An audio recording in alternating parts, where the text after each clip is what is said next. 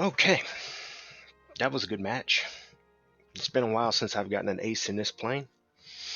Um, and it's been a while since we got an ace in this plane where we didn't get the additional rewards for winning the mission. So we failed it. As soon as I got that last kill, I kind of realized, okay, well, we're gonna lose this match. And a couple of seconds later, we lost it. And there was nothing for me to get with the guns and ammo that I had. I couldn't have killed those tanks. Um, there was nothing else. There were no pillboxes. There were no AAA wheeled vehicles.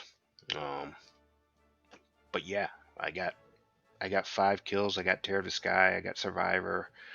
Um, 6,448 RP. 62,000 plus Silver Lions.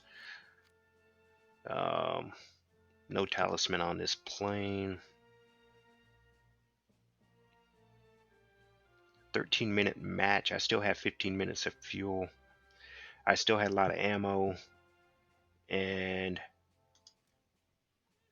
it's not like that P-47 was, I don't think he was killing a lot. Let me see here. Well, that might have helped.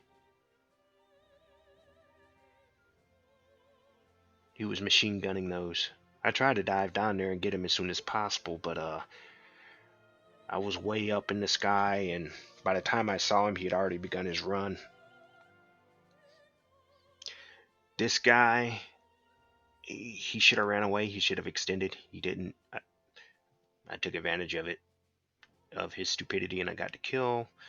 This guy was trying to duke it out with me. He had more energy than I did, but he was too busy trying to do these like split S's and stuff. He should have taken that energy and boom and zoomed me, but he didn't. This guy here, I don't know what the hell he was doing. Wait a minute. I think it was this guy. I think he was damaged already, and I took advantage of the fact that he was landing. My motto is, if it's not on fire, then I'm going to try and shoot it and kill it. This guy damaged me. I damaged him, but he made my tail, I think he made my tail yellow. And I spent the rest of the time juking. I was going to try and finish him off, but he had already killed one person. Guy in the TAR 152, there he is right there. But yeah, they had a lot of bombers, and that's how they won pretty much. Those bases, and then the P-47s, they were just kind of crushing the rest of the ground targets. So I think most of us were too busy cleaning up the fighters. But yeah, spent a lot of time climbing. I still don't like the fact that they neutered this plane. A lot of people, they don't call it neutering because they said it's more balanced. And the thing is, a G55S can outclimb this thing. From my understanding, in real life, this thing was a climber. They just they fucked it up. They neutered it. All for the sake of people complaining that it was OP. That's the most overused word in the game, or acronym, OP. That and the word cancer. They cry about the Re2005. I've been killed while flying the 2005, but I've been flying a long time, so I don't always know what to do. A lot of times you get caught out, and in most cases I get pilot sniped because this plane and most of the G series, in fact all of them, they have minimal armor. They have some glass armor and then a small sliver of glass armor and some armor in the chair. and that's it. So you could bring them down easily just by sniping a pilot. You just got to know what to do. You know, when the G series planes first came out, everyone was crying saying that they were OP. Uh, they really didn't understand how to fight a plane. And it took a while for people to start, saying, well, they're not good in the vertical. And even now, you'll hear people still saying, oh, they're OP because of their guns and because they're highly maneuverable. They don't roll well, and they don't do well in the vertical. Uh, and I've been killed many times because I got stuck in the vertical or I lingered too long. Um, they're, in my opinion, they're not exactly an easy plane to fly. It's the roll rate that kills me.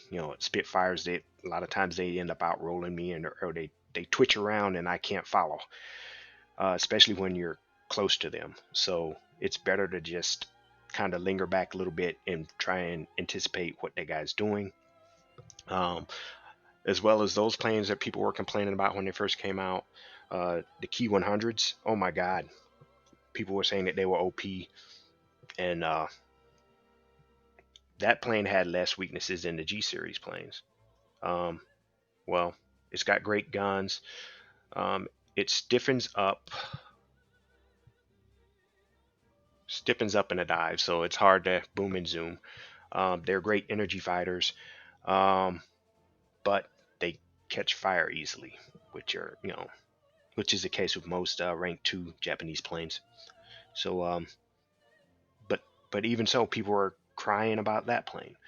Um, they cry about the BF-109s because the MG 151s.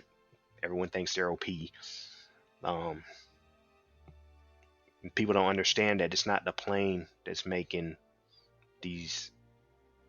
I guess it's not the planes that are making it seem like they're OP. It's the pilots, especially pilots flying the G56s and the G55s and the Re2005s, because the repair costs for those planes are outrageous. The TI 152s, they're expensive, and veterans, they usually have a shitload of Silver Lions, um, so they can afford to pay the repair costs. But even so, veterans know that the mantras are altitude is life. They know when to boom and zoom. They know when to turn fight. Um, they know how to fight defensively, and, and even if they don't, a lot of times they know that, well, the last thing you want to do is die, especially in a high cost plane. So you learn how to fly those planes because you don't want to pay the cost for it. And if you do, if you still make a mistake, you can afford the cost. It's just that it's kind of painful. If you think frugally, then you're gonna always say, well, that costs too much, even though you have the money to pay, right? So so people always complain about that stuff. They always complain about a specific plane when you know half of it is the pilot. But anyways, that was a good match.